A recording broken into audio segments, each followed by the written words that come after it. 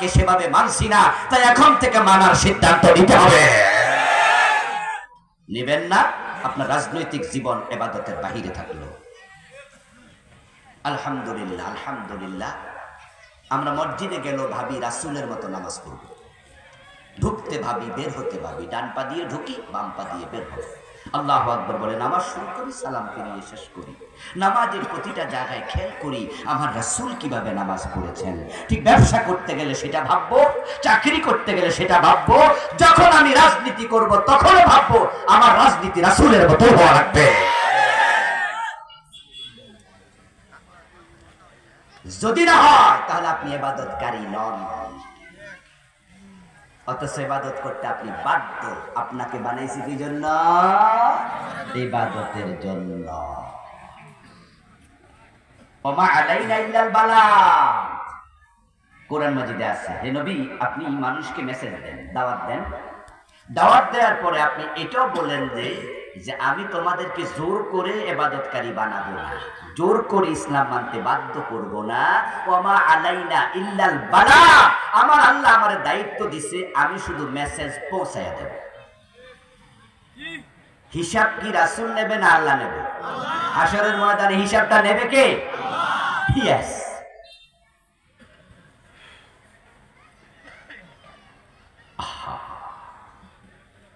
তা আমিও ঠিক আজকে বলে দিলাম, চিন্তা নিজে করে। আজরাইল কিন্তু কালকে আসতে পারে, আজকে আসতে পারে। এ দুনিয়ার রাজনীতিবিদরা আপনাদের খাওয়ায় না, এ জায়গা জমিনও আপনারে খাওয়ায় না। খাওয়ায় কে? ইজ্জত কে দেয়? কাইরা নেয় কে? সব আল্লাহর হাতে।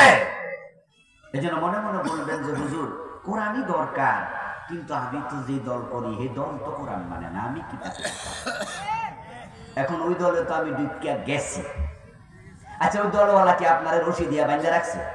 তো বাইর হন না কেন? বের হন না কেন? বেরিয়ে যান, বলে দেন যে সব মানি না। তাই তো আপনি আল্লাহর গোলাম হবে। আমার বন্ধু, দুনিয়া কেউ খাওয়াবে না, কেউ বাঁচাবে না, সবটার মালিক আল্লাহ। ক্ষমতাও দেয় কে? ক্ষমতা নেই কে? ক্ষমতার মালিক জনগণ, ক্ষমতার মালিক নেতা। এটা ভাববেন না যে আমি তো অমুক দলের এলাকার নেতা, এখন যদি কোরআনের আইনের পক্ষে যাই তাহলে আমার সভাপতিগিরি থাকবে না, নেতা আমার উপর নারাজ হবে, আমার নেতৃত্ব চলে যাবে। আমি বলবো দোস্তরে, নেতৃত্ব মানুষ দেয় না, নেতৃত্ব দেয় আল্লাহ। এই যে ডক্টর ইউনূস মিয়া এখন বাংলাদেশের নেতা হইয়া গেল, আসলে বেডা কি নেতা হইব কোনদিন ভাবছিল? বরং বেডা যেটা ভাবছে এটা হলো আল্লাহ জানে জেল কয় বছর। শিক্ষিত মানুষরা বুঝার কথা, যে বড় বড় মামলা বেডার বিরুদ্ধে দিছিল, একটাতে যদি 15-20 বছর করে হইতো তাও 250-300 বছর যায়। বরং হাইকোর্টে এনে 8 তলায় তুলছে, বেডারে হাঁটাইয়া লিফট বন্ধ করে দিছে, কারেন্ট নাকি শেষ। আচ্ছা, হাইকোর্টের মতো সেন্সিটিভ জায়গায় কারেন্ট বুঝি যায়? মানে বেডা ওঠার সময় আগে কইছে যে দিবি টিপ মাইরা। 84 বছর বয়স, 8 তলার উপরে লাশ, বাইকটা ওঠো। ও দোস্ত, হাঁটায় হাঁটায় উঠাইলো, তারপরে এবার যায় দেখে লাশে হাকিম নাই। হাকিম একটু পরে আসবে, কই স্যার খারাই থান, আইতাছে। যেই বেটারে হাঁটায় হাঁটায় আদালতে তোলে, হাকিমের সামনে নিয়ে দাঁড় করাইয়া রাখে, ওই বেটা এখন বাংলাদেশের প্রধানমন্ত্রী চেয়ারে বসে গেছে, প্রধান উপদেষ্টা হইয়া গেছে। 5 তারিখের আগে এটা ভাবেও নাই, ভাবেও নাই।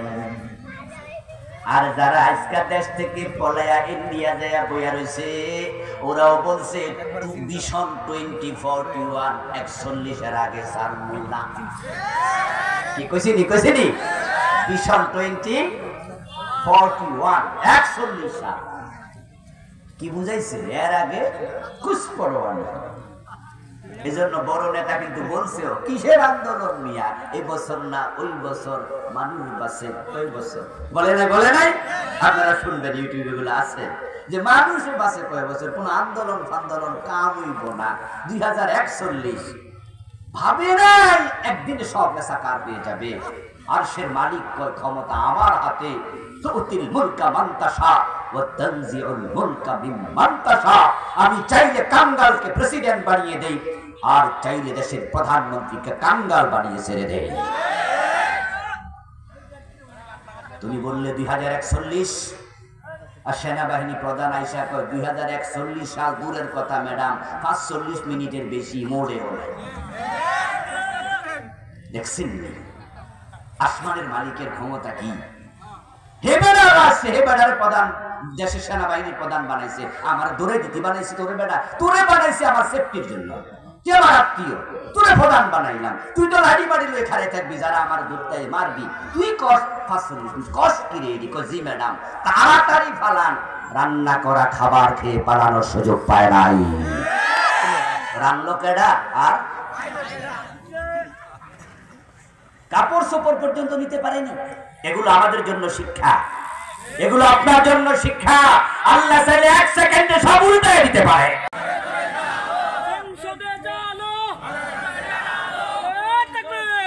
আমার প্রিয় ভাই, কাপড় চোপড় পর্যন্ত নিতে পারলো না। আপনারা দেখেন নাই পরে ফোলা পাঞ্জায় কাপড় লই হলে ছেড়ে দেখা, এমন কাপড় যেগুলো নাম পাওয়া যায় বলে।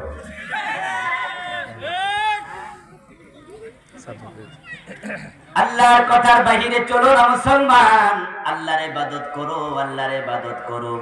তবে শোনো মুসলমান, ইবাদত হবে পূর্ণ জীবনে, আংশিক জীবনে হবে না। ওয়াবুদু রাব্বাকা হাত্তা ইয়াতিয়াকাল ইয়াকিন। মহান রব বলেন, তোমার মৃত্যু আসা পর্যন্ত আমি আল্লাহর ইবাদত করতে থাকো। মৃত্যু যখন আসবে ওই টাইমটাও যেন ইবাদত কালে মৃত্যু হয়। 12টি গুণের মাঝে এটা 1 নাম্বার গুণ। দ্বিতীয় হলো ওয়াবিল ওয়ালিদাইনি ইহসানা। মানুষ শোনো, আল্লাহকে খুশি করতে যদি চাও তাহলে মা বাবার সাথে ইহসান করো। যদি কোন সন্তানের উপরে তার মা বাবা অসন্তুষ্ট থাকে, সে কোনদিন আল্লাহকে ইবাদত করে খুশি করতে পারবে না। এজন্যই তো আল্লাহর ইবাদতের পরে মা বাবার কথা আল্লাহ কোরআনে বারবার বলেছেন, এখানেও বললেন। দেখুন আরেক আয়াতে বলো, ওয়াকাদা রাব্বুকা আল্লা তা'বুদু ইল্লা ইয়্যাহু ওয়া বিল ওয়ালিদাইনি ইহসানা। আরেক আয়াতে বলা, নিশকুরলি ওয়ালি ওয়ালিদাইক। তুমি কৃতজ্ঞ হও আমি আল্লাহর কাছে, কৃতজ্ঞ হও তোমার মা বাবার কাছে। মা বাবা এমন দুজন মানুষ যাদের সন্তুষ্টির উপর আল্লাহর সন্তুষ্টি নির্ভর করে। ও দোস্ত, সকালবেলা শীতের ফজরে মসজিদে চলে গেলেন কেন? জান্নাত পাওয়ার জন্য। মসজিদে তো জান্নাত নাই। 5 লাখ টাকা 7 লাখ টাকা খরচ করে মক্কা গেলেন হজ করার জন্য। কেন হজ করবেন? জান্নাত পেতে চান। মক্কায় তো জান্নাত নাই। আমার রাসূল বলেন, আল জান্নাতু তাহতা আকদামিল উম্মাহাত। যে জান্নাত তুমি ফজরের সময় খুঁজছো, মক্কা গিয়ে খোঁজো। যে জান্নাত তুমি জিহাদের ময়দানে তলোয়ার নিয়ে ঝাঁপিয়ে পড়ে খোঁজো। আল্লাহর বান্দা শোনো, ওই জান্নাত আছে তোমার মায়ের পায়ের নিচে।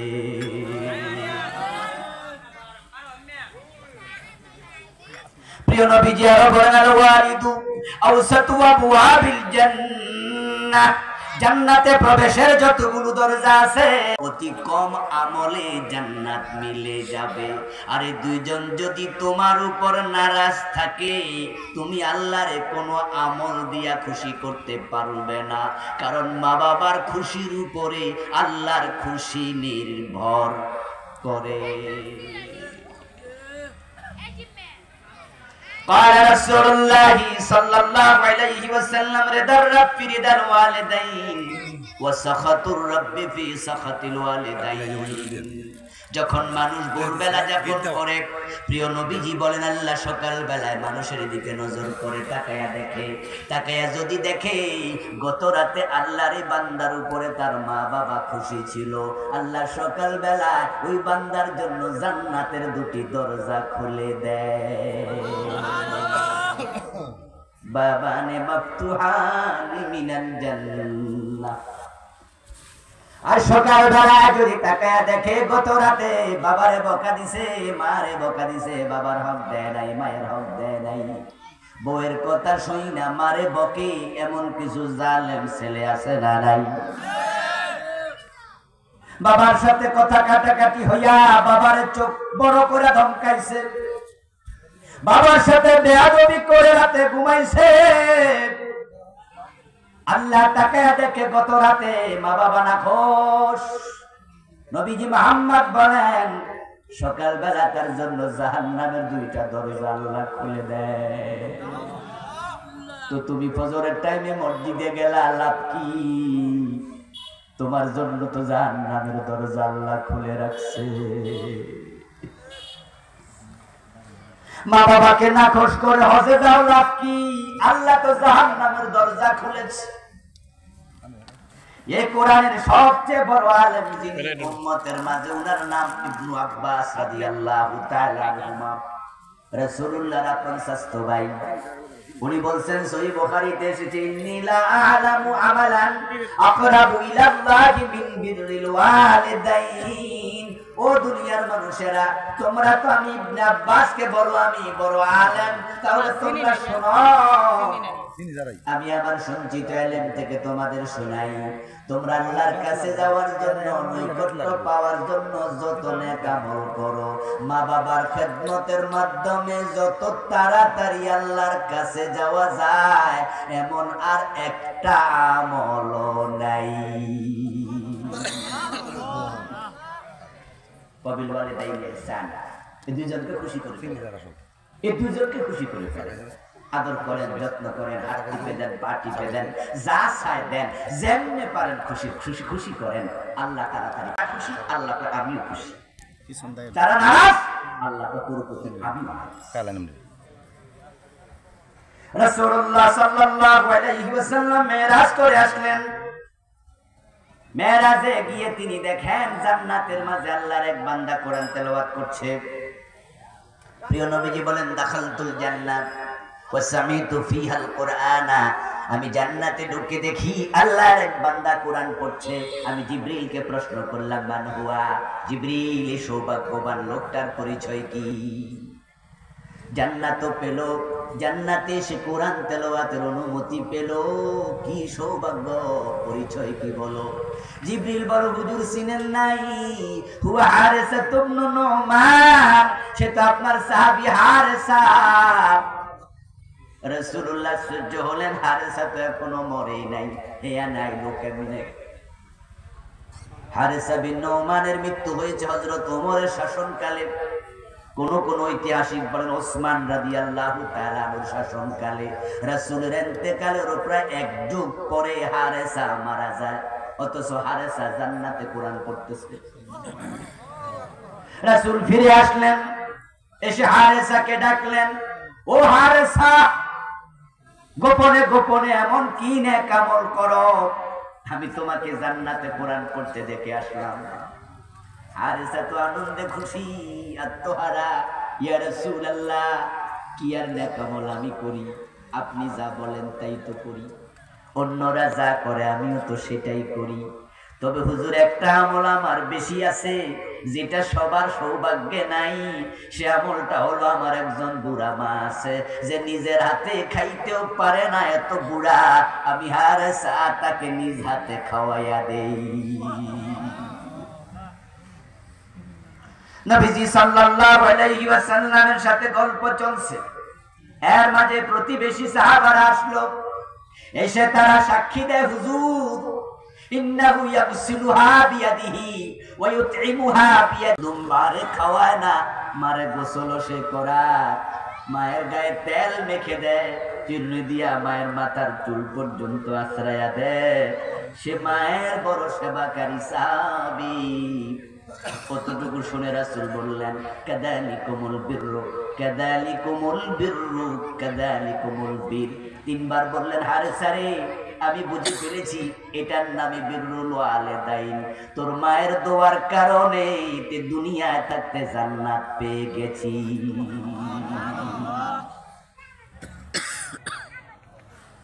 যার মা বাবা বেঁচে আছে তার ঘরে জান্নাত আছে, যে মা বাবা পাওয়ার পরেও জান্নাত পায় না সে হতভাগা, হতভাগা।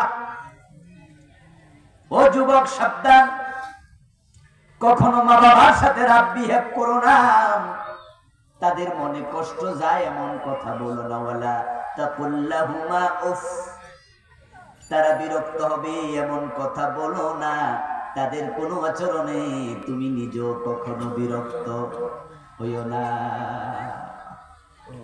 বিশেষ করে বৃদ্ধ মা বাবার আচরণে বাচ্চারা বিরক্ত হয়, কারণ মানুষ যখন বুড়া হয় তখন তারা বাচ্চার মতো আচরণ করে, খেয়েও ভুলে যায় তো খাই নাই।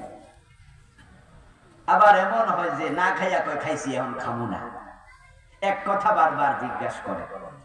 কোন বাবা মা আছে ঘরে পসরা পায়খানা পর্যন্ত করে দে, বুড়ো হয়ে গেছে, আল্লাহ বলে ওয়ালা তাকুল্লাহুমা উফ, তাদের আচরণ উফ বলো না, তাদের কষ্ট হয় এমন কথা বলো না, রাব বিহেভ করো না, খুশি রাখো, খুশি রাখো, খুশি রাখো, আল্লাহ খুশি হয়েছে।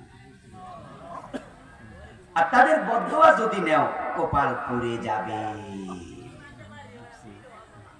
12টা বিষয় কথা বলবো তো, তাই এক বিষয় নিয়ে লম্বা কথা বলবো না, ছোট ছোট করে 12টা বলবো। এ নিয়ে আমি বই লিখেছি, 8টা বই আমার লেখা, তার মাঝে একটা আছে ব্যক্তি ও পরিবার গঠন ইসলাম, বাবা মা, স্বামী স্ত্রী, নিজেরা, প্রতিবেশী, সব নিয়ে লম্বা বই। হ্যাঁ, কত পৃষ্ঠা? একবারে বইটা লিখেছি 342 পৃষ্ঠা, অনেক বড় বই, কয়েকশো হাদিস লিখেছি আমি। আমার ড্রাইভারের কাছে রাস্তায় আছে ওই কালো গাড়িতে, নিবেন, পড়বেন, বিস্তারিত বলবো না। 3 নাম্বার অবিদিল কুরবা,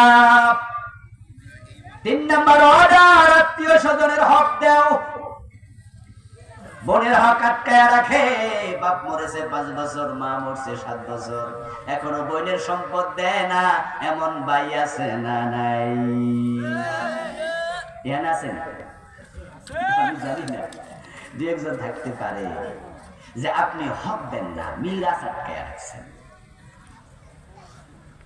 ও সুন্দর ভাই ও প্রিয়, সাল্লাল্লাহু আলাইহি ওয়াসাল্লাম, মান কাতা মিরাসা ওয়ারিসিহি কাতা আল্লাহু মিরাসাহু মিনাল জান্নাহ, যে তার ওয়ারিসের মিরাস কেটে নেয়, রাসূল কয় আল্লাহ তার জান্নাত কেটে নেয়।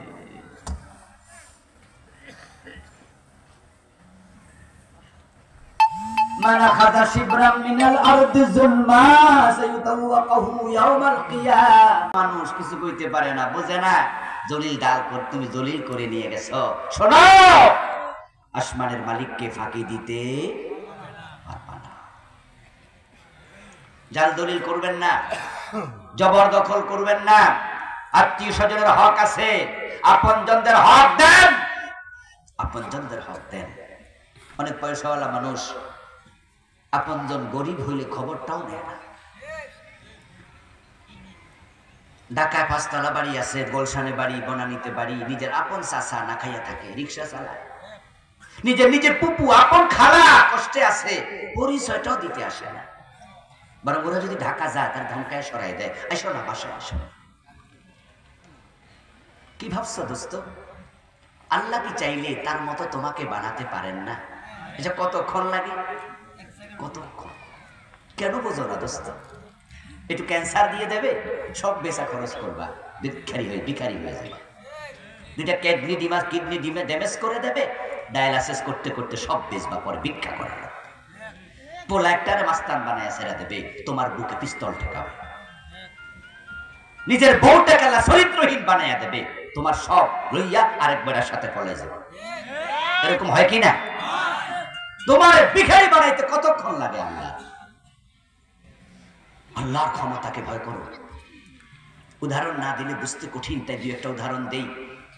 উদাহরণগুলো আমাদের জন্য অনেক বেশি গ্রহণযোগ্য হয়। হ্যাঁ, আপনার example is the better then advice. এই যে আমাদের 3 বারের লাগাতার প্রধানমন্ত্রী, বর্তমান সাবেক প্রধানমন্ত্রী শেখ হাসিনা, আপনি কি জানেন তার মতো দুর্দণ্ড প্রতাপশালী প্রেসিডেন্ট, প্রধানমন্ত্রী 53 বছর কেউ ছিল না। তার দলের লোকেরাও তার বিরুদ্ধে কেউ কথা বলার সাহস, মন্ত্রীরা পর্যন্ত কেউ বলে না। আমির সোনামু, সাজেদা চৌধুরী, কত বড় বড় লিডার, তোফায়েল, ওদের কাউকে গত 5-10 বছরে মন্ত্রিত্ব দেয় নাই, দূরে সরাইয়া দিছে, একটা লোক ধরে কথা বলে নাই। এত দুর্দণ্ড প্রতাপ তার, দল থেকে বের করে দেবে। ওবায়দুল কাদেরের মতো এত বড় নেতা শেখ হাসিনার পায়ে ধরে সালাম করত, আমি নিজে দেখেছি, আপনারাও দেখেছেন, পায়ে ধরে সালাম করেছে। কোথায় তার ক্ষমতা? এখন অবস্থা পৃথিবীর একটা দেশ তাকে বিষয় দেয় না। আমেরিকা বলে দিয়েছে নো ইন্টারেস্ট, আমার দেশে আসতে পারবে না। লন্ডন বলেছে নো ইন্টারেস্ট, আমার দেশে আসতে পারবে না। অথচ আমেরিকা তার নিজের ছেলে সেখানকার নাগরিক, জয় আমেরিকার নাগরিক। তার নিজের আপন বোন শেখ রেহানা লন্ডন ইউকের নাগরিক। তার বোনের মেয়ে সেখানকার বর্তমান প্রতিমন্ত্রী। কেউ বলে না আসতে পারবে না, যে মালয়েশিয়া ওরা ভিসা দেবে, এখন যাইতে ছেলে যাইতে দেবে? কোন দেশ দেয় না। সবাই বলছে না, সম্ভব না। বিমানে বসায় রাখা তারপরে এয়ারপোর্ট থেকে আবার ইন্ডিয়া পাঠাই দিয়েছে। আচ্ছা, আপনারা এখানে যারা আছেন, আপনি চাইলে কি মালয়েশিয়ার ভিসা পাবেন না? আচ্ছা, আমরা যদি উমরা যেতে চাই, সৌদি আরব ভিসা দেবে না, ঢুকতে দেবে না, কিন্তু ও গেলে দিব, তাহলে কি ইন্ডিয়া বসে থাকে? আল্লাহর ক্ষমতা দেখো, আল্লাহ চাইলে কেমনে উল্টে দেয়। তো তুমি যে বোনের জমিটা দখল করে রাখছো, তোমার ভিক্ষুক বানাইতে আল্লাহ কয় মিনিট লাগে রে ভাই? অবিদিল করবা, আপনজনের সাথে কখনো জুলমের আচরণ করবেন না, করবেন না, করবেন না। আমি তো বলি যে বেটা বোনের হক মাইরা খায়, ভাইয়ের হক মাইরা খায়, ডাকাতের চেয়ে ভালো। কারণ ডাকাত ডাকাতি করলে এলাকায় ডাকাতি করে না। যদি আপনাদের হোসেনপুরে কোনো ডাকাত থাকে, ওই বেটাও ডাকাতি করলে দূরে চলে যায়। কারণ সে জানে রাস্তার মাঝে ডাকাতি করলে যদি সিনালায় মানুষে কইব কি, চোখ দেখলো সিনালাইব, যতই মাফলার দিয়া মুখ বাঁধি, কণ্ঠ শুনলো কেউ কেউ কইব কি ডারে জায়েদ নিরে। আরে আব্বাসের ফুট রাত্রে আমারও ধরছিল, রাস্তা চিনলি কেমনে? কয়তো কণ্ঠ চিনি না। ডাকাই তো নিজের সেভ করার জন্য দূরে ডাকাতি করে, এলাকায় ডাকাতি করে না। আর তুমি লুট করছো নিজের আপন বোনের জমি, তুমি ডাকাতের চেয়ে আরো। আচ্ছা, এবার বলুন তো, যে জমি আপনি জোর করে রাইখা দিলেন, এটা নিয়ে কবরে যাইতে পারবেন তো? তো কে খাবে? ছেলে খাবে, মেয়ে খাবে, পরবর্তী প্রজন্ম। এবার বলুন তো, কবরে মাইর খাইব কেডা? কি ব্যাকল আমরা না, কি ব্যাকল! জমিন খাইলো কেডা আর মাইর খাইলো কেডা? এর চেয়ে বেকুব মানুষ কিভাবে হতে পারে? আর এই জন্য আজকে সিদ্ধান্ত নেন, যাদের বোনের জমি দেন নাই, ভাইদের জমি রেখে দিয়েছেন, আজকে বাড়িতে ডেকে আনবেন, বলবেন যে তোমরা নিয়ে যাও। আপনি ভাববেন না আপনি গরিব হয়ে যাবেন, ঠকে যাবেন। আপনার রিজিক আপনাকে জন্মের আগে, সৃষ্টি করার আগে আল্লাহ লৌহে মাহফুজে লিখেছে, আপনারটা আপনি পাবেন। ওয়ালিয়াতামা ওয়াল মাসাকিন, হক দাও। যারা ইয়াতিম মানুষ আছে তাদের, যারা গরিব আছে তাদের, ইয়াতিম যাদের পরিবারে আছে তারা বেশি সাবধান হবেন। কারণ ইয়াতিমের মাল খাওয়াকে কোরআনে ডাইরেক্ট আগুন খাওয়া বলা হয়েছে। আল্লাযীনা ইয়াকুলুনা আমওয়ালাল ইয়াতামা যুলমা ইন্নামা ইয়াকুলুনা ফি বুতুনিহিম নারা ওয়া সায়াসলাউনা সাঈরা। কুলুনা, ইন্নামা শব্দটা অনেক স্পেশাল শব্দ। বাংলা অর্থ হলো শুধুমাত্র তারা আগুন খাচ্ছে। ইয়াতিমের মাল খাওয়া মানে ডাইরেক্ট আগুন খাওয়া। যেখানে আগুন থাকে সেখানে একটু কেরোসিন লাগাই দিলে দাউ দাউ করে জ্বলে। তো যারা ইয়াতিমের মাল খান, আপনাদের জন্য দোজখের আগুন আর লাগবে না, পেটের ভিতরে আগুন আছে, শুধু একটু আল্লাহ লাগাই দিব, নিজে জ্বলে যাবে, ডাইরেক্ট জাহান্নামের আগুন। খুব সাবধান, ইয়াতিমের মাল যাদের আছে ওটা থেকে দূরে থাকেন। বিদ্যুৎ থেকে, কারেন্ট থেকে যেমন আমরা দূরে থাকি, ধরে নিলাম বিষাক্ত সাপ থেকে যেমন দূরে থাকি, ঠিক ইয়াতিমের মালের ব্যাপারে আরো সাবধান, আরো সাবধান, আরো সাবধান। This is so sensitive. ওয়াল জারি যিল কুরবা ওয়াল জারি যিল জুনুব, প্রতিবেশীর ব্যাপারে সাবধান। প্রতিবেশীর হক নষ্ট করো না। নবীজি মুহাম্মদ বলেন, যে ব্যক্তি প্রতিবেশীকে কষ্ট দেয় সে মুমিন না। আপনি মানুষ, আপনাকে মানুষের কল্যাণের জন্য আল্লাহ বানাইছে। আপনার দ্বারা যেন কারো কল্যাণ যদি না হয়, কখনো কোনো অকল্যাণ না হয়, আপনি সে বিষয়ে সাবধান থাকবেন। কোন মানুষের যেন অকল্যাণ আপনার দ্বারা না হয়।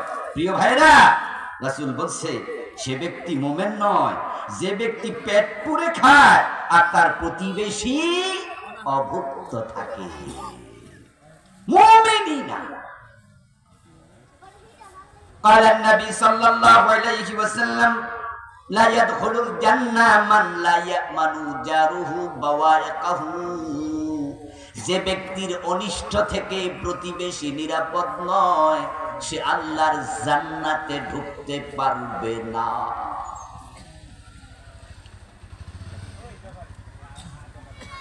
প্রতিবেশীর উপর জুলুম করে ধনী লোকেরা, প্রতিবেশীর জুলুম করে অহংকারী লোকেরা। নিজের ঘরে মুরগি জবাই করে 20টা প্রতিবেশীর উঠানে ফেলা, তাদের ঘরের দিকে ফেলা। গাছের ঢাল কেটে এমন জায়গায় ফেলাই রাখে যেটা প্রতিবেশীর জমি। জিজ্ঞাসা করে চোখ বড় করে তাকে, আপনি ধনী মানুষ, ও বেটার মুরগি যদি আপনার এলাকায় আসে ঠ্যাং ভাঙা দেয়, জবাই করে খাইলে এমন ঘটনাও। ওর মুরগি আমার বাড়িতে এলো কেন? যদি রশি গরু ছিঁড়ে তারপরে ধান খেতে ঢুকে একটু ধান খায় তাহলে তো খবরই আছে। আর যদি ধনী মানুষের গরু ছুটে তার এলাকা পুরাটা খেয়ালায়, হে যদি বলে তাহলে বলে তোর সৌভাগ্য আমার গরু তোর খেতে ঠ্যাং ভেঙে দেন, আর আপনার গরু ছুটে ওর খেতে গেল, এটা তার সৌভাগ্য। রাসূল বলেছেন ওয়াল্লাহি লা ইউমিন, ওয়াল্লাহি লা ইউমিন, ওয়াল্লাহি লা ইউমিন। যে প্রতিবেশীর ক্ষতি করে আল্লাহর কসম মুমিন না, আল্লাহর কসম মুমিন না, আল্লাহর কসম মুমিন। ব্যবহার দিয়ে প্রতিবেশীকে কষ্ট দেয়, গালিগালাজ করে, কিছু লোক আছে না হাদিসের মানুষ কিন্তু মানুষের গালি দেয়, এটা নিয়ে গালি দেয়, ওটা নিয়ে গালি দেয়। প্রতিবেশীর অবুঝ বাচ্চা আছে, অবুঝ বাচ্চারা কিন্তু সব সময় মা বাবার কমান্ড মানে না। হতে পারে যে তারা আপনার গাছের কোনো ফল ছিঁড়ে ফেলেছে, ছোট বাচ্চা ছিঁড়ছে, এটা দেখার পরেও ওই লোকটা সামান্য বুঝ নাই, বরং ওই বাচ্চার মারে গাইল্লা, হের মারে নারীরে শুদ্ধ গাইল্লা, 14 গোষ্ঠীরে বিয়ে করে আসেনি কিছু লোক। কত খারাপ মানুষ, এমন গালিগালাজ করে, বাড়ির বউরা কানের মাঝে আঙ্গুল দেয়, আরে চাচা শ্বশুর কি কইতাছে রে, শোনা যাইতো না, চাচা শ্বশুর এগুলো কি কইতাছে, আমার জ্যাঠা শ্বশুর এগুলো কি কয়, আমার দাদা শ্বশুর এগুলো কি শব্দ বলতেছে। আল্লাহ নবীর সামনে এক মহিলার প্রসঙ্গে কথা উঠলো, ইয়া রাসূলুল্লাহ, অমুক মহিলা বড় ভালো মহিলা, স্মরণ করা হলো মিন কাসরাতি সালাতিহা ওয়া সাদাকাতিহা ওয়া সাওমিহা। ও রাসূল, এই মহিলা অনেক নামাজি, শুধু ফরজ না নফল নামাজ পড়ে। ওই মহিলা বেশি বেশি রোজা রাখে, শুধু ফরজ না নফল রোজা রাখে। 2 হাত উজাড় করে গরিবকে দান করে। তবে গায়রা আন্নাহা তুজি জিরানাহা বিলিসানিহা, একটা সমস্যা, সে মুখ দিয়া প্রতিবেশীরে কষ্ট দেয়। ঘরের কথা একজনের আরেকজনের কাছে লাগাই দেয়, শাশিরটা শাশির বোর লগে লাগাইয়া সংসারে পেছ লাগাইয়া মুস্কি মুস্কি হাসে আর পান চাবায়। এমন কিছু কুটনা লোক আছে না নাই? কিছু সত্য লাগায়, কিছু সত্যের সাথে মিথ্যা মিশ্রিত করে লাগায়। যাই কয়, আফা আফা শুনছেন নি কিতা, আপনার এটা কইতো পারেনি। এমন হে তো আগ্রহ দিয়া কয় কিতা, কয় আপনার বিরুদ্ধে আজকে কইছে। আস্তাগফিরুল্লাহ। ওই মহিলা শুনেই তো রাগে একবারে ফেটে পড়ে, আমার এই কথা বলতে পারিনি আমার পুতের বউ, গড়ে যায় ঝগড়া লেগে গেল। এই ঝগড়াটা তুমি লাগাইয়া মজা নিও না, তোমার মুখ দিয়ে প্রতিবেশী কষ্ট পাচ্ছে, তোমার গীবত, তোমার নামিমত, তোমার শাকায়াত আরেকজনের শান্ত পরিবারকে অশান্ত করছে। ভাই ভাই দ্বন্দ্ব লাগে, বাবা ছেলে দ্বন্দ্ব লাগে, বউ শাশুড়িতে লাগে তোমার মুখের কারণে। ওরা শুন, ওই মহিলার প্রবলেমটা আছে। قال رسول الله صلى الله عليه وسلم هي في النار। আমার রাসূল জবাব দেয়,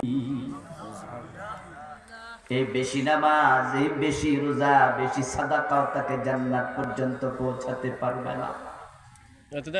তারপরে আরেকজন মহিলার ব্যাপারে আলোচনা হলো, ইয়া রাসূলুল্লাহ, অমুক মহিলা সে কিন্তু ফরজ নামাজ পড়ে, নফল নামাজ কম পড়ে, ফরজ রোজা রাখে, নফল রোজা কম রাখে, দান সাদাকাও খুব একটা করে না, তবে একটা সৎ ভালো অভ্যাস আছে, আন্নাহা লা তুজিলিস বিলিসানিহা জিরানাহা, সে তার মুখ দিয়া কোনো প্রতিবেশীকে কষ্ট দেয় না।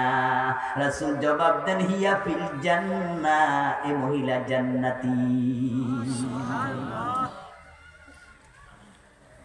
এই হাদিস শুনে আপনি নিজেকে কোথায় নিতে চান সিদ্ধান্ত আপনি নেন। মুমিন গালিগালাজকারী হয় না, গালিগালাজ করে মুনাফিক। আয়াতুল মুনাফিক সালাসুন, মুনাফিকের আলামত তিনটি। ইজা হাদ্দাসা কাযাবা, যখন কথা বলে মিথ্যা বলে। ইজা ওয়াদা আখলাফা, ওয়াদা করলে খেলাফ করে। ইজা আতুমিনা খানা, আমানত রাখলে খিয়ানত করে। রাসূলুল্লাহ বলেন, আরবাউ মান কুন্না ফীহি ফাহুয়া মুনাফিকুন খালিসুন, ইজা খাসামা ফাজারা। আরেকটা বদগুণ আছে, যেটা থাকলে চারটা হবে। সে যদি গালিগালাজ করে ঝগড়া লাগলে, তাহলে সে অরিজিনাল মুনাফিক, মুনাফিকুন খালিস। পীর সাহেব হুজুরের কাছে বিচার গেছে, আপনার এই মুরিদ গালিগালাজ করে। পীর সাহেব হুজুর বলে, ঠিক আছে, তার এলাকায় গেলে আমি তাকে নসিহত করবো, বুঝাবো, শাসন করবো। বেড়াইতে আসলো, পীর সাহেব ডাকলো, এই শুনলাম তুমি নাকি মানুষকে গালিগালাজ করে। ওই কইছে কোন শালা, আমি জীবনও কারোর গালি দেই না। হুজুর কয়, লাগবো না, সাক্ষী বুঝা লাইছে। আমি মাঝে মাঝে আশ্চর্য হই যে গাড়িওয়ালা যখন ঝগড়া লাগে, দুই গাড়ির হেল্পার যখন লাগে, মাঝে মাঝে তাকায় দেখি একটা আরেকটার মায়েরে এমন গালি দেয় যেটা স্বামীও তার বউরে দেয় না। ওমা দেখি যে গাইলি দিয়া 2 মিনিট পর আবার কোলাকুলি করতেছে, একজন আরেকজন গলায় ধরে হাঁটতেছে, আবার ভালো হয়ে গেছে। এর মানে কি দাঁড়ালো, এই গালি গালাজ গুলো তাদের কাছে কি হয়ে গেছে, একবারে ফান্তাবাদ হয়ে গেছে, সহজ। এটা কোনো ব্যাপার না। আল্লাহর নবীর কাছে এক সাহাবী গেল, ইয়া রাসূলুল্লাহ, আমি জানতে চাই আমি যে একজন ভালো মানুষ এটা আমি কেমনে বুঝবো? আবার আমি নিজের ভালো মনে করলে লাভ কি? আসলে আমি যে ভালো না এটা কেমনে বুঝবো? যদি আমি নিজেকে নিজে জাজ করতে চাই, আমি সাল্লাল্লাহু আলাইহি সাল্লাম জবাব দেন, ইজা সামি'তা জিরানাকা ইয়াকুলুনা কাদ হাসানতা ফাকাদ হাসানতা, ওয়া ইজা সামি'তা জিরানাকা ইয়াকুলুনা কাদ আসাতা ফাকাদ আসাতা। তুমি ভালো না খারাপ এটা যাচাই করার জন্য মাঝে মাঝেই তুমি তোমার প্রতিবেশীরা তোমার ব্যাপারে কি বলে খবর নিও। প্রতিবেশী যাকে ভালো বলে সেই ভালো, প্রতিবেশী যাকে মন্দ বলে সে মন্দ। এই হাদিসটা আমাদের জন্য। আপনি যাদের সাথে চলেন, যারা আপনার বাসার পাশে, তারা আপনার ব্যাপারে কি কমেন্ট করে? তারা যদি বলে যে না উনি খারাপ মানুষ না, তাহলে আপনি ভালো মানুষ।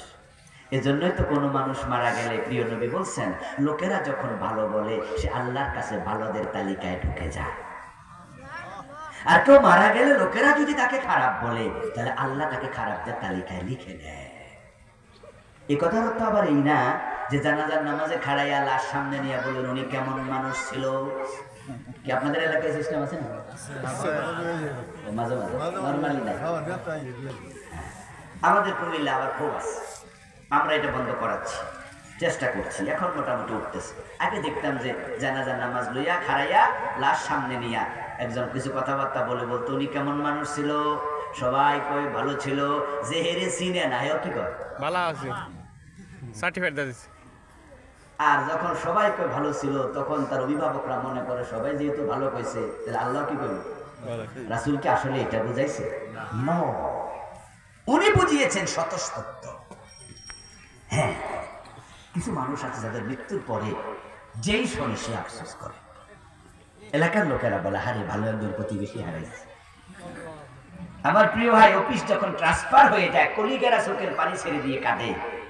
আপনাকে যেদিন বিদায়ী সংবর্ধনা দেবে, ওয়েলফেয়ার দেবে, সেদিন ফুলের বালা দিয়া, ফুলের তোড়া দিয়া কাঁদতে কাঁদতে বিদায় দেয়। কলিগরা বলে আপনার মতো একজন দারুণ মানুষ হারাইছি, যার ছোঁয়াতে আমাদের দুঃখ কমতো, মনের কথাগুলো বলা যেত, টাকা পয়সা হাওলাত পেয়া যেত, বিপদে পড়লে সাহায্য পাওয়া যেত, এমন একটা মানুষ আমরা হারাইলাম। এটা আমাদের জন্য কষ্টের। আপনাকে বলছে আপনি সুসংবাদ গ্রহণ করুন, আপনার মৃত্যুর পরেও মানুষ এটাই বলবে। আর কিছু লোক আছে যাদের ট্রান্সফারের পরে অফিসে সবাই খুশি হয়। ওরে বাবা, স্কুলের হেডমাস্টার এমন সাজিয়া ছিল, টিচারদেরকে শুধু দৌড়ের উপর রাখে। অফিসের ম্যানেজার পিয়ন সুদ্ধা ডরে লাফাইতো, কাঁপতো, ছাড়াইছে হাতের ছায়ের কাপ পর্যন্ত কাঁপতো। এমন ভয়, সবার সাথে রাত বিহেভ করে, চেহারা সারাক্ষণ গম্ভীর করে রাখে, হাসতে জানে না, ধমক ছাড়া কথা বলে না। এমন কিছু অফিসার আছে না নাই? এমন কিছু বস আছে। এই লোকের যখন ট্রান্সফারের খবর আসে তখন সবাই মুস্কি মুস্কি হাসে। আর যদিও সিস্টেমে আপনার ওয়েলফেয়ার দেওয়ার সময়, ফেয়ারওয়েল দেওয়ার সময় একটি সিস্টেমে আপনার ফুলের মালা দেওয়ার সময় মনে মনে করতে গেছ ভালো হয়েছে। আপনাকে দুঃসংবাদ দিচ্ছি যে আপনার মৃত্যুর পর লোকেরা মনে মনে এটাই বলবে একটা খারাপ মানুষ গেছে। আর এই চরিত্রের কারণে পাবলিকের কমেন্ট আল্লাহর কাছে মাকবুল। আল্লাহ বলবে যা, তুই মানুষের কাছে খারাপ, আমি আল্লাহর কাছে খারাপ। সাবধান, প্রতিবেশীর ব্যাপারে খুবই সাবধান। প্রতিবেশী কষ্ট পায় এমন কাজ করবেন না। জিবরিল আমিন তো রাসূলুল্লাহ সাল্লাল্লাহু আলাইহি সাল্লামকে প্রতিবেশী সম্পর্কে এমন উপদেশ দেয়া শুরু করলেন যে নবীজি মুহাম্মদ বলছে হাত্তা জানান্তু আন্নাহু সাইওয়ারিসুহু। আমি এক পর্যায়ে ভেবে বসলাম জিবরিল কি বলে দেয় কিনা যে প্রতিবেশী আপনার ওয়ারিস, সন্তান যখন জায়গা জমিন পাবে আপনি মরলে প্রতিবেশীও পাবে। আমি ভাবছিলাম শেষ পর্যন্ত এই বিধান নাজিল হয় কিনা। এই জন্য ডানা বামে একটু খেয়াল রাখেন ভাইয়েরা। আল্লাহ যাদেরকে তৌফিক দিয়েছে প্রতিবেশীর খোঁজ নেবেন, একটু সহযোগিতা করবেন, বিপদে আপদে দৌড়ে যাবেন। ইন্নাল্লাহা ফি আউনিল আবদ মাদামাল আবদু ফি আউনি আখিহি। যখন আপনি প্রতিবেশীর উপকার করবেন আল্লাহকে আপনি ডাকা লাগবে না, আপনার বিপদে আল্লাহ নিজ থেকে দৌড়ে আসবে। ইরহামু মান ফিল আরদ ইয়ারহামকুম মান ফিস সামা। তোমরা জমিনওয়ালার প্রতি দয়া দেখাও, আসমানওয়ালা দয়া দেখাবে। মানুষ মানুষের সাথে যে আচরণ করে আসমানওয়ালা তার সাথে একই আচরণ করে। ও দোস্ত, আমরা তো দয়া দেখাই না, উল্টা বিনা দোষে মানুষে ফাঁসায়া দেই। গত 15 বছরে কত গায়েবী মামলা, কত জুলুম, কত আলেম পর্যন্ত বিনা দোষে জেলখানায় কাটাইছে। দেশটা একটা জুলুমের স্বর্গরাজ্য হয়ে গিয়েছিল। আচ্ছা, আল্লামা সাইদির মতো লোকটা 13 বছর জেলে ছিল। আচ্ছা, আপনারা কি মনে করেন বেড়া খুনি ছিল? বেড়া দর্শন করছে কারণ, বেড়া মানুষের বাড়িতে আগুন লাগাইছে।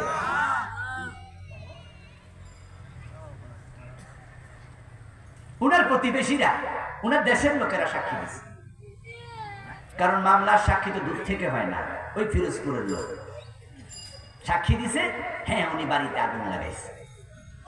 আদালতে হাকিম বসে তাহলে ওনার ফাঁসি দেন। কিন্তু একজন হিন্দু সাক্ষী ছিল না, আমি মিথ্যা সাক্ষী দিতে পারবো না। আদালত অঙ্গন থেকে কিডন্যাপ করে ইন্ডিয়া নিয়ে আসে, কয়েক মাস নিখোঁজ ছিল। আল্লামা সাইদির ইন্তেকালের পর ওনার লাশ যখন ফিরোজপুরে নেওয়া হলো, ওই শুকরঞ্জন বাড়ি শুনে হুজুরের লাশ দেখার জন্য ওই জানাজার নামাজও হাজির। হিন্দু মিয়া বুঝছে যে আমি মিথ্যা সাক্ষী দিতে পারবো না, কিন্তু কিছু মুসলমানের সন্তান টাকার কাছে বিক্রি হয়ে গেছে। চাকরির আশায় টাকা দিয়েছে, লোভে পড়ে তারা মিথ্যা সাক্ষী দিয়েছে। তোমার মিথ্যা সাক্ষীতে একজনের বৈধ সম্পত্তি হাতছাড়া হয়ে যায়, তোমার মিথ্যা সাক্ষীতে একজন মানুষ জেলখানার কয়েদি হয়, তার পরিবার রাস্তায় রাস্তায় ঘুরে। মানুষকে কষ্ট দিও না, যদি দাও আল্লাহ তোমার সাথে একই আচরণ করবে, যেটা এখন ওরা পাচ্ছে। 300 এমপি একসাথে কেন পলাবে? বাংলাদেশের ইতিহাসে এটা হয়েছে? এত মন্ত্রী একসাথে কেন পলাবে? একজন তো পলানোর জন্য দাড়ি মারি সব কামাই লেছে, ঠিক না? কামাইও ফলাইতে দুই সেক্টরে আল্লাহ ধরাইয়া বুঝাইছে যে না, সবকিছু তোদের হাতে নাই। আচ্ছা, দরবেল বাবা ব্যাকল কারে কয়? দাড়ি কামাইয়া হে আনিসের লগে যায় কেন? আপনি সহজ কথা, এটা বুঝের কথা যে সে আনিস মিয়া, সে তো মন্ত্রী, আইন মন্ত্রী, ওরে মানুষ চিনে না।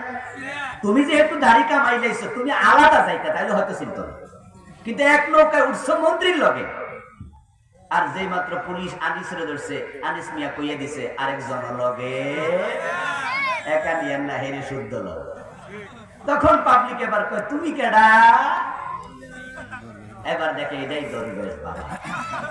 আমার ভাইয়েরা, আপনারা বলুন তো, পার্সোনাল হেলিকপ্টার নিয়ে পালানোর মতো টাকা সালমান এফ রহমানের আছে না নাই? পার্সোনাল হেলিকপ্টার নিয়ে তো সে পালাইতে পারতো, দাড়ি কামাইতে হবে কেন? এবার ওর সাথে পালাতে হবে কেন? আসলে ব্যাপার হলো, আমার আল্লাহ কিছু সিদ্ধান্ত আছে যেটা আল্লাহ দেখাইয়া দেয়। তোদের কারসাজির কারণে কত নিরপরাধ মানুষ এই 15 বছর কষ্ট পাইছে, জুলুম করেছে। শাপলার চত্বরে 5ই মে কত আলেমের বুকে তারা গুলি চালাইছে। আমরা আলেমরা সেখানে কেন গিয়েছিলাম? আমাদের দাবি ছিল সংবিধানে আল্লাহর উপরে আস্থা বিশ্বাস পুনঃস্থাপন করা। যে 13 দফার আন্দোলন ছিল, আপনারা পূর্বেন, এগুলো ফেসবুকে আছে, এখনো গুগলে গেলে পাবেন। সেখানে রাষ্ট্র ক্ষমতা পদত্যাগের কিচ্ছু ছিল না, ছিল ইসলামের কথা, মানুষের প্রয়োজনের কথা। সেখানে দাবি ছিল পুরুষ এবং মহিলার জন্য আলাদা ট্রান্সপোর্ট, আলাদা বিশ্ববিদ্যালয়, আলাদা ব্যবস্থা।